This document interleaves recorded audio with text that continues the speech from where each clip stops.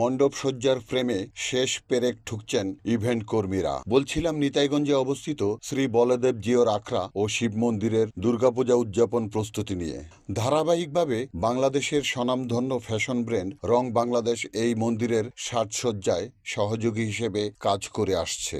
2025-এর দুর্গাপূজায়ও তার ব্যতিক্রম হয়নি। মন্দির প্রাঙ্গণে রং বাংলাদেশ নির্মাণ করছে শারদ মঞ্চ, যেখানে বর্ণিল সাজে মন্দিরে আসা পূজারী, দর্শনার্থী ও অতিথিরা শারদ মুহূর্তটি স্মরণীয় করে রাখার জন্য সবান্ধবে সেলফি তুলতে পারবেন। সেরা ছবির জন্য পুরস্কারের ব্যবস্থাও রেখেছে রং বাংলাদেশ, যা প্রদান করা হবে পূজা শেষে কোনো এক বিশেষ মুহূর্তে। Shahjahan Chowdhury, NAN TV, Narayanganj.